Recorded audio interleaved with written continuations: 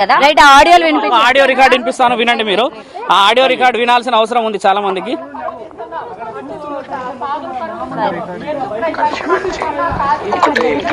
Mobile పెట్టనియండి, మీరు ఎక్కడ పెట్టాలి, నేను ఎక్కడ పెట్టాలి? ఇవ్వండి.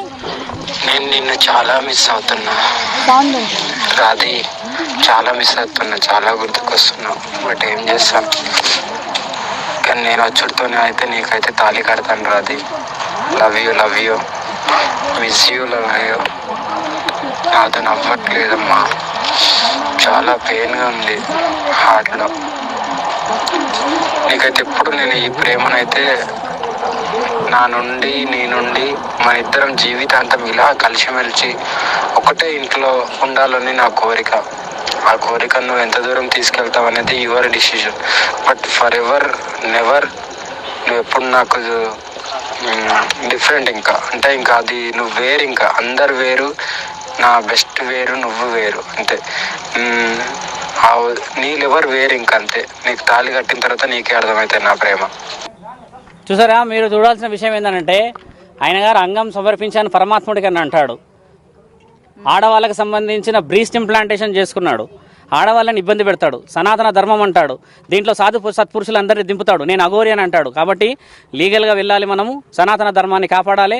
నిజాలు మీకు నిర్ధారణ చూపించాను నేను. మీరందరూ చేయాల్సిన బాధ్యత, మీడియా వాళ్ళందరూ కూడా ఇది కొంచెం చాలా తొందరలో మనందరం పెద్ద ఎత్తున ఇలాంటి నిర్ణయాలు తొందరగా తీసుకొని సనాతన ధర్మాన్ని కాపాడే బాధ్యత అందరికీ ఉందని తెలియజేస్తున్నాను. ఇప్పుడు నేను హైకోర్టుకి వెళ్తున్నాము, హైకోర్టులో ఆయన గారి మీద కేసు ఫైల్ చేస్తున్నాము. ఆజాద్ గారు కూడా నాతో వస్తున్నారు, వాళ్ళు సిద్ధంగా ఉన్నారు ఆఫీస్లో. మీడియా వాళ్ళందరూ కూడా ఎవరైనా అక్కడికి వచ్చినా కూడా లీగల్గా నేను కేసు ఫైల్ చేపించి ఆయన ఎక్కడున్నాడు, ఎలా ఉన్నాడు అని చెప్పేసి మంగళగిరిలో ఉన్న కమిషనర్ గారితో కూడా మాట్లాడాలన్న ఆలోచనలో ఆజాద్ గారు. ఇప్పుడు ఆయన అడ్వకేట్ కాబట్టి ఆయన గారి నాలెడ్జ్ ప్రకారంగా మాట్లాడతాడు.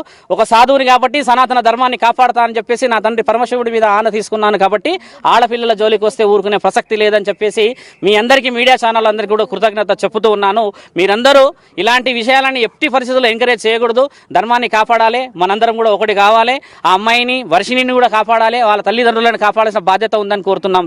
సరే గురు, ఈ రోజు మీరు అంటే ఇప్పుడు అఘోరి మాత గురించి అన్ని తెలిసి మీరు ముందుకొచ్చి మాట్లాడుతున్నారు కాబట్టి ఇంతమంది ఉన్నా కూడా మీరే ముందుకొచ్చారు. రేపటి దినాన ఇప్పుడు మీరు తీసుకొచ్చినటువంటి ఎవరైతే రుజువుతో నేను వచ్చినా నిజంగానే నాకు పెళ్ళయింది అని చెప్పేసి అన్ని చూపెట్టడం జరుగుతుంది.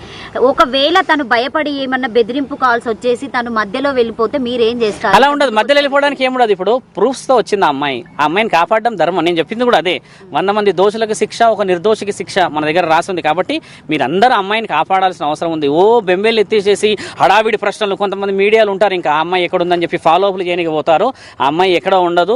ప్రస్తుతానికి నిర్ణయాల కోసం అని చెప్పేసి వాళ్ళ సొంత మామయ్య గారు ఆ అమ్మాయిని ఇప్పుడు తిరుపతికి తీసుకెళ్తున్నారు.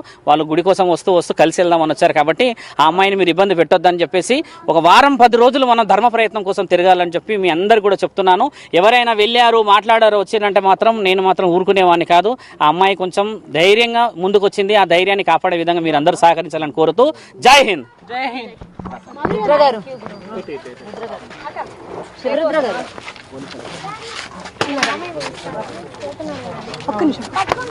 అరే వైర్